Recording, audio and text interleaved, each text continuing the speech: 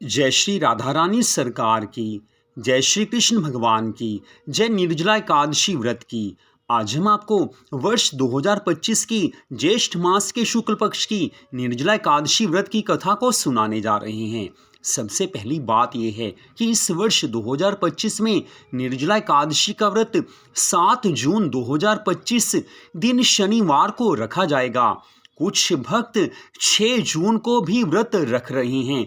यद्यपि 6 जून को भी एकादशी है, आप 6 जून के दिन भी निर्जला एकादशी व्रत रख सकते हैं। लेकिन हमारे हिंदू धर्म ग्रंथों में स्पष्ट बताया गया है कि अगर एकादशी और द्वादशी एक दिन हो तो उस दिन एकादशी का व्रत रखा जाए तो उसका पुण्य फल ज्यादा मिलता है। तो इस कारण 7 जून दिन शनिवार को निर्जला एकादशी का व्रत जो भक्त रखेंगे उन्हें इस व्रत का ज्यादा पुण्य फल प्राप्त होगा। निर्जला एकादशी व्रत के संबंध में हमारे हिंदू धर्म ग्रंथों में स्पष्ट ये बताया गया है कि जो भक्त निर्जला एकादशी का व्रत रख लेते हैं उन्हें वर्ष भर की सभी 24 एकादशियों के व्रत रखने का पुण्य फल प्राप्त हो जाता है। तो निर्जला एकादशी व्रत की कथा इस प्रकार है। युधिष्ठिर भगवान श्री कृष्ण जी से कहने लगे हैं कि हे प्रभु, अब आप ज्येष्ठ मास के शुक्ल पक्ष में जो एकादशी आती है उसका वर्णन कीजिए।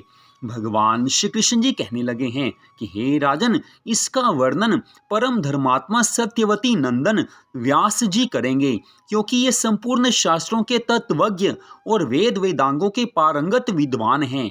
उस समय वेद व्यास जी महाराज कहने लगे कि हे धर्मराज, दोनों ही पक्षों की एकादशियों को भोजन नहीं करें। द्वादशी को स्नान आदि से पवित्र हो फूलों से भगवान श्री कृष्ण जी की पूजा करके नित्य कर्म समाप्त होने के पश्चात पहले ब्राह्मणों को भोजन देकर अंत में स्वयं भोजन करे।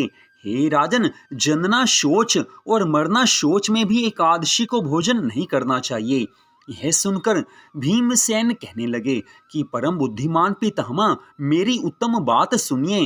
राजा युधिष्ठिर, माता कुंती, द्रौपदी, अर्जुन, नकुल और सहदेव ये एकादशी को कभी भोजन नहीं करते तथा मुझसे भी हमेशा यही कहते हैं कि भीमसेन, तुम भी एकादशी को भोजन ना किया करो। किंतु मैं इन लोगों से यही कहा करता हूँ कि मुझसे भूख नहीं सही जाएगी।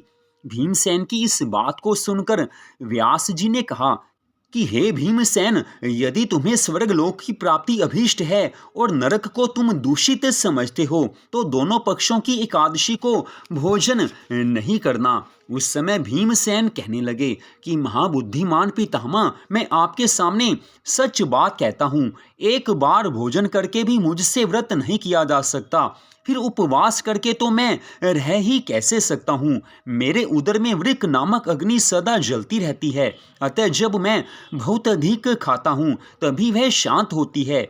इसलिए हे मुनिवर, मैं वर्ष भर में केवल एक ही उपवास कर सकता हूँ जिससे स्वर्ग की प्राप्ति सुलभ हो तथा जिसके करने से मैं कल्याण का भागी हो सकूं। ऐसा कोई एक व्रत निश्चय करके बताइए, मैं उसका यथा उचित रूप से पालन करूंगा। व्यास जी महाराज कहने लगे कि हे भीम, ज्येष्ठ मास में सूर्य वृष राशि पर स्थित हो या मिथुन राशि पर शुक्ल पक्ष में जो एकादशी हो उसका यत्न पूर्वक निर्जल व्रत करो। केवल कुल्ला या आचमन करने के लिए मुख में जल डाल सकते हो, उसको छोड़कर और किसी प्रकार का जल विद्वान पुरुष मुख में नहीं डाले, अन्यथा व्रत भंग हो जाता है। एकादशी को सूर्य उदय से लेकर दूसरे दिन सूर्य उदय होने तक मनुष्य जल का त्याग करे तो यह व्रत पूर्ण होता है। तदनंतर द्वादशी तिथि को निर्मल प्रभात काल में स्नान करके ब्राह्मणों को विधि पूर्वक जल और स्वर्ण का दान करे। इस प्रकार सब कार्य पूरा करके जितेंद्रिय पुरुष ब्राह्मणों के साथ भोजन करे। वर्ष भर में जितनी एकादशियां होती हैं उन सब का फल निर्जला एकादशी के सेवन से मनुष्य प्राप्त कर लेता है, इसमें कुछ भी संदेह नहीं है।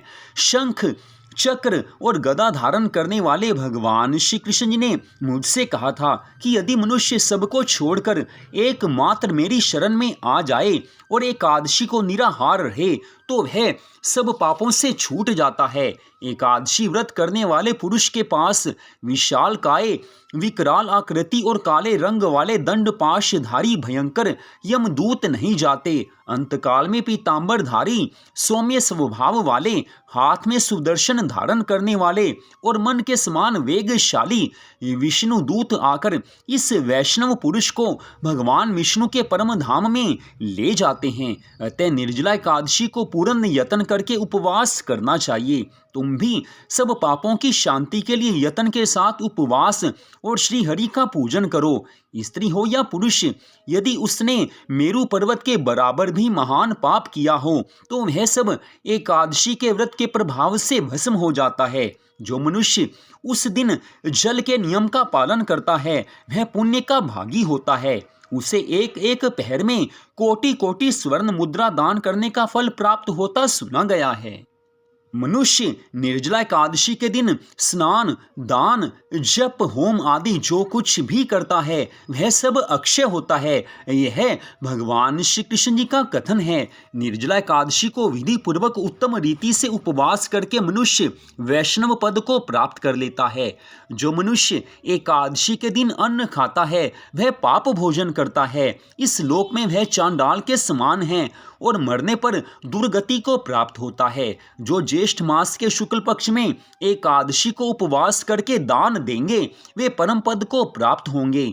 जिन्होंने एकादशी को उपवास किया है वे ब्रह्म हत्यारे, शराबी, चोर तथा गुरुद्रोही होने पर भी सब पापों से मुक्त हो जाते हैं। हे कुंती नंदन, निर्जला एकादशी के दिन श्रद्धालु स्त्री पुरुषों के लिए जो विशेष दान और कर्तव्य विहित हैं उसे सुनो। उस दिन जल में शयन करने वाले भगवान विष्णु का पूजन और जलमयी धेनु का दान करना चाहिए अथवा प्रत्यक्ष धेनु या घृतमयी धेनु का दान उचित है। पर्याप्त दक्षिणा और भांति भांति के मिष्ठानों द्वारा यत्न पूर्वक ब्राह्मणों को संतुष्ट करना चाहिए। ऐसा करने से ब्राह्मण अवश्य संतुष्ट होते हैं और उनके संतुष्ट होने पर श्री हरि विष्णु भगवान जी मोक्ष प्रदान करते हैं। जिन्होंने शम, दम और दान आदि में प्रवृत्त हो श्री हरि की पूजा और रात्रि में जागरण करते हुए इस निर्जला एकादशी को व्रत को किया है, उन्होंने अपने साथ ही बीती हुई 100 पीढ़ियों को और आने वाली 100 पीढ़ियों को भगवान वासुदेव के परम धाम में पहुंचा दिया है। निर्जला एकादशी के दिन अन्न, वस्त्र, गऊ, जल, शैया, सुंदर आसन, कमंडलू तथा छाता दान करने चाहिए। जो श्रेष्ठ और सुपात्र ब्राह्मण को जूता दान करता है वह सोने के विमान पर बैठकर स्वर्ग लोक में प्रतिष्ठित होता है।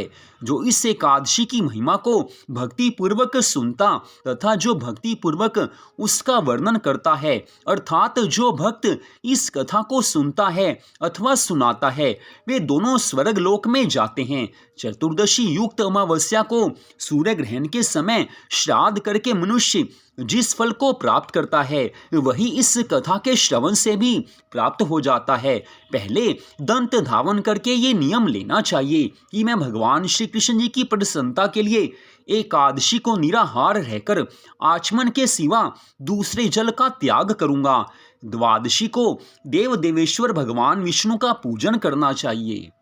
गंध, धूप, पुष्प और सुंदर वस्त्र से विधि पूर्वक पूजन करके जल का घड़ा संकल्प करते हुए इस प्रकार प्रार्थना करें कि हे संसार सागर से तारने वाले देव देव ऋषिकेश, इस जल के घड़े का दान करने से आप मुझे परम गति की प्राप्ति करवाइए।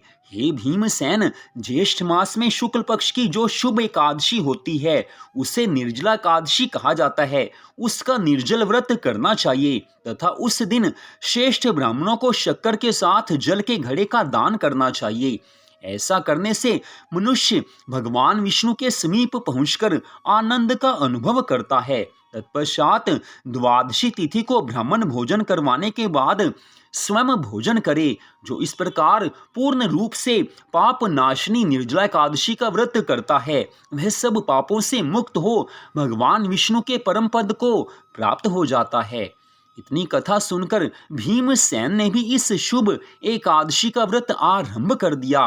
तब से यह लोक में पांडव द्वादशी के नाम से विख्यात हो गई। अर्थात निर्जला एकादशी व्रत को पांडव द्वादशी व्रत के नाम से भी जाना जाता है। तो यहीं पर निर्जला एकादशी व्रत की इस कथा का विश्राम होता है। आप सबने इस परम सुंदर कथा को सुना, आप सबका हार्दिक धन्यवाद। तो आप निर्जला एकादशी का व्रत चाहे 6 तारीख को रखें, चाहे 7 तारीख को रखें, भगवान की पूरी कृपा प्राप्त होगी। लेकिन 7 जून दिन शनिवार को निर्जला एकादशी का व्रत रखने से भगवान की अधिक कृपा मिलेगी। उस दिन पुण्य फल ज़्यादा प्राप्त होगा, क्योंकि एकादशी और द्वादशी दोनों एक साथ आ रहे हैं। इस दिन व्रत रखने का बहुत ज़्यादा पुण्य फल प्राप्त होता है। जय श्री राधा रानी सरकार की, जय श्री कृष्ण भगवान की, जय सद्गुरुदेव श्री बंसी वाले महाराज की, जय निर्जला एकादशी व्रत की। जय जय श्री राधे, जय जय श्री राधे, जय जय श्री राधे श्याम।